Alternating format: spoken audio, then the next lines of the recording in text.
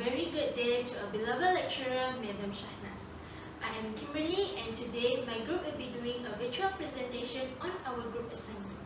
Our topic for today is power and politics regarding Vivy Yusof. Before we get started, let me introduce you to my group members. Firstly, we have Delvina, Sharon, Nurin, and Marian. Now, let me give you a short introduction on Vivy Yusof.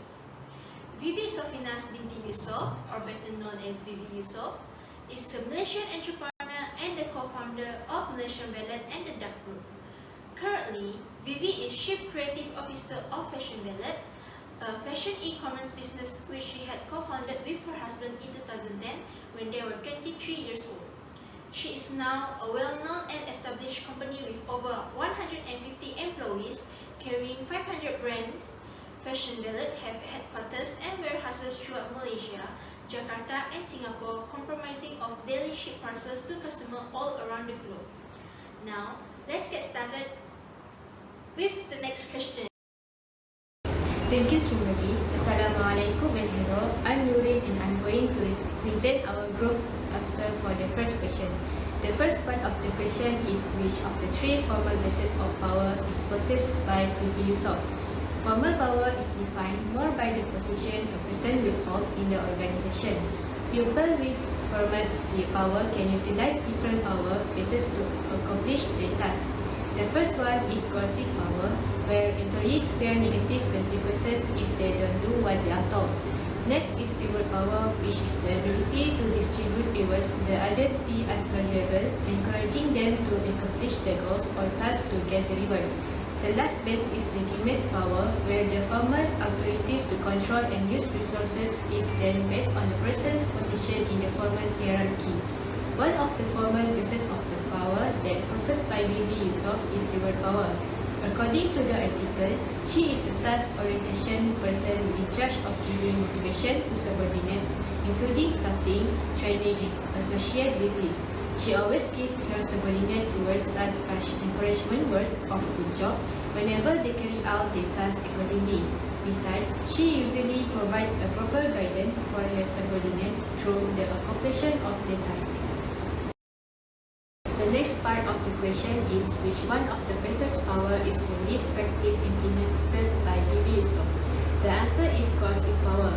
From what I have presented before, coercive power is the power where employees fear negative consequences if they don't do what they are told. According to article given, she is someone who takes a good care of your orientation with her subordinates. She creates a friendly atmosphere in the organization as they help each other in solving and creating new ideas to be implemented in her business. Other than that, she also creates a very comfortable office atmosphere to maximize the productivity of fashion value.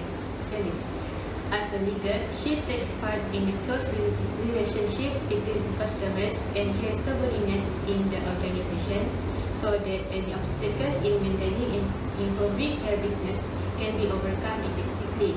She appreciates any kind of contribution of each of her subordinates and always ready to give hand whenever his subordinates need helping on doing their tasks.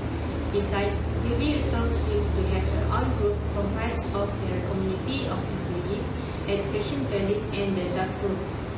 Her posts in media social platform regarding groups represent 2.3% of her total posts.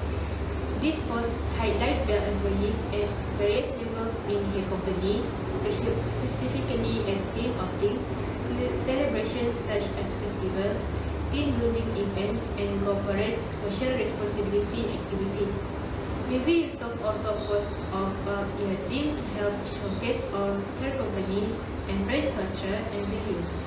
These posts highlight the relationship and show that she truly cares about her employees at the various organizational levels.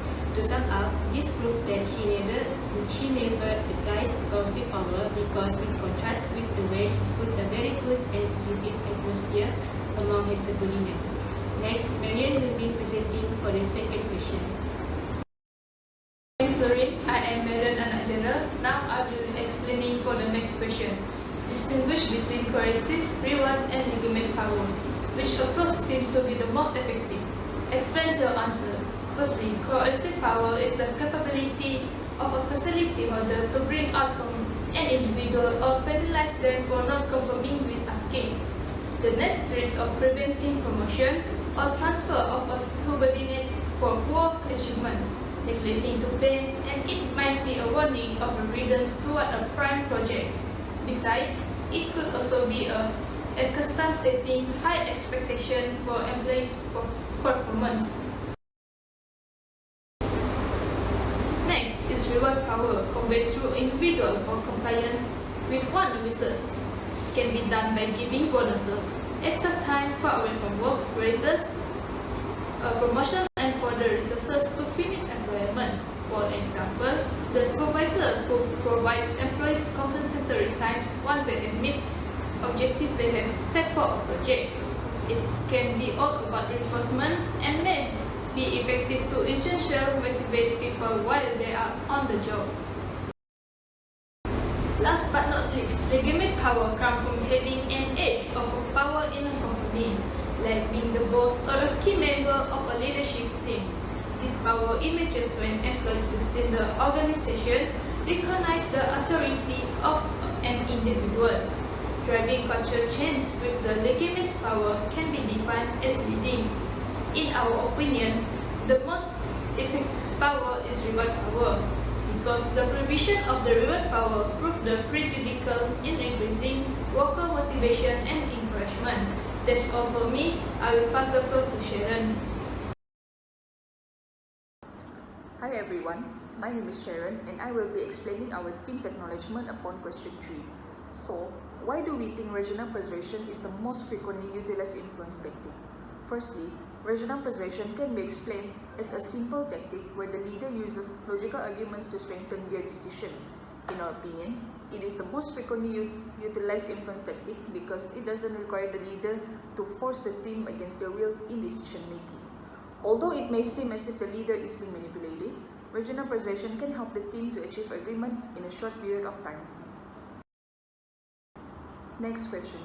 Personally, which influence tactics that you prefer the most? Personally, I prefer soft influence tactic, which is rational persuasion, with a side of hard influence tactic, which is exchange. Rational persuasion is my top tier for influencing because it can help me to achieve my target better when I am able to provide support for my resolution. Meanwhile, exchange tactics allow my teammates to feel that their hard work is being appreciated whenever I reward them. That is all on my side. I will now pass the spotlight to Delphina. Thank you, Sharon. I'm Delphina. So from this group assignment, we can conclude that power, leadership, and influence are interrelated. One cannot function without the other. Supervisors who positively influence employees are likely to produce positive outcomes and vice versa. These outcomes result from the power exhibited upon the employee. To be a successful leader, it is important to understand what types of power they exhibit and how it is projected among their subordinates in the workplace. The power dynamic that characterize totally different workplace relationships between supervisors and staff has important effects on work productivity and worker motivation. Moreover, leaders have a strong sense of hierarchy within the workplace. So it's better to avoid using these powers for personal motives and negative influences in the organization.